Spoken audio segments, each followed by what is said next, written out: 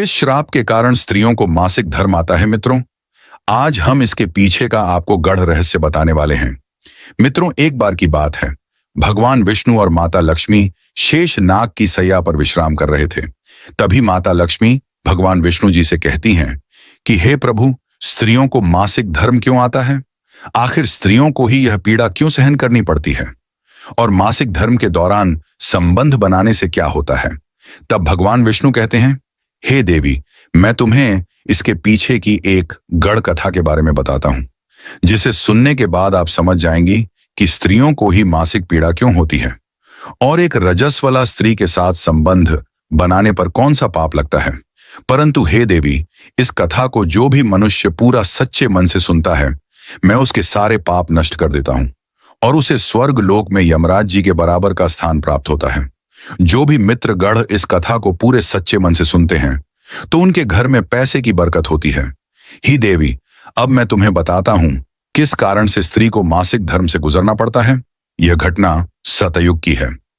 सतयुग में कालकेय नाम से प्रसिद्ध एक दानव हुआ करता था। दानव होने के कारण उनका स्वभाव उग्र था और वह हमेशा ही युद्ध करने के लिए तत्पर रहता था। फिर एक दिन सभी दानव वृत्रासुर के साथ मिलकर स्वर्गलोक पर चढ़ाई करने लगे। उन असुरों के पास भयंकर शक्तिशाली अस्त्र थे जिसका देवता सामना ना कर सके और भागकर ब्रह्मदेव के पास चले गए। फिर ब्रह्मदेव ने उन्हें असुरों को परास्त करने का उपाय बताते हुए कहा, हे इंद्र, तुम इसी क्षण महर्षि दधीच के पास जाओ। वे अपने शरीर की हड्डियों से तुम्हें अस्त्र शस्त्र प्रदान करेंगे। उन्हीं अस्त्रों का प्रयोग करके तुम वृत्रासुर का वध कर सकोगे। फिर सभी देवता महर्षि दधीच के आश्रम पर जाते हैं और उनसे प्रार्थना करके अस्त्र प्रदान करने की विनती करते हैं। फिर संसार के कल्याण के लिए महर्षि दधीच अपने शरीर की हड्डियों से अस्त्र शस्त्र निर्माण करते हैं। उन्हीं अस्त्रों में से एक वज्र नाम का अस्त्र होता है जिसे देवराज इंद्र धारण कर लेते हैं। फिर सभी देवता गढ़ वृत्रासुर के साथ युद्ध करने के लिए निकल जाते हैं। देवताओं और दानवों के बीच भीषण युद्ध होता है। सभी देवता आकाश में दानवों से युद्ध के लिए एकत्रित हो जाते हैं और प्रहार करने लगते हैं। देव अग्नि के प्रहार से दैत्यों को दग्ध करने लगते हैं।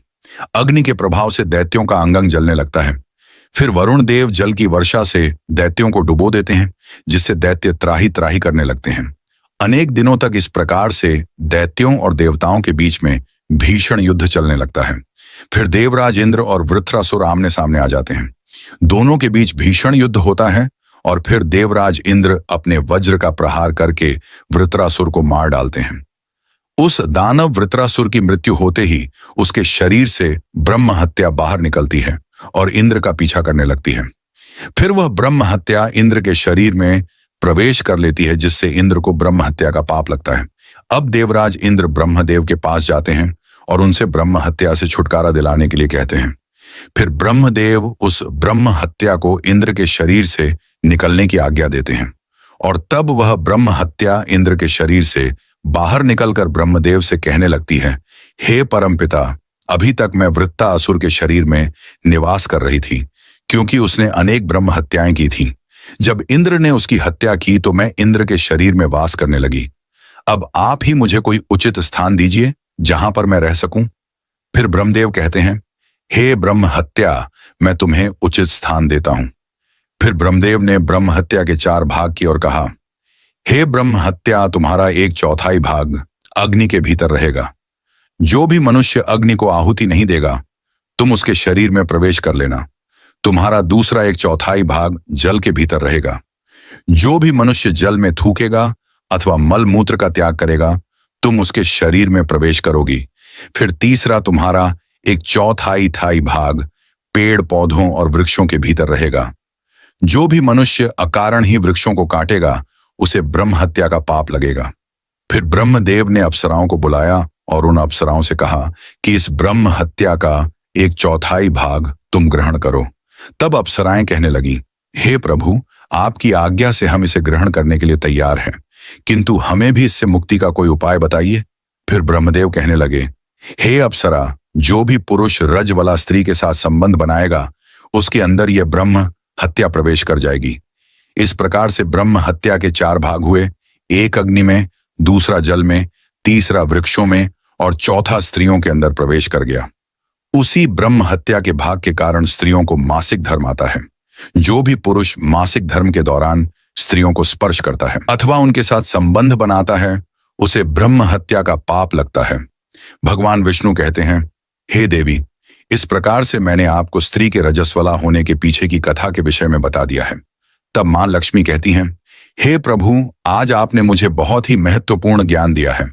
मैं भी आपको वचन देती हूं, जो भी स्त्री मासिक धर्म के दौरान पूजा पाठ करेगी, पति के साथ संबंध रखेगी, उसके घर में मैं प्रवेश नहीं करूंगी, जिससे उसके घर के सभी मनुष्य निर्धन हो जाएंगे।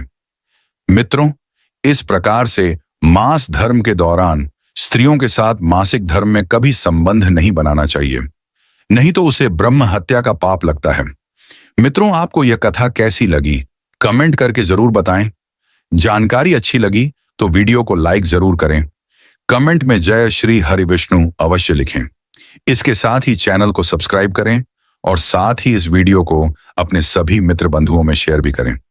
मित्रों, वीडियो को यहां तक देखने के लिए आप सभी का दिल से धन्यवाद।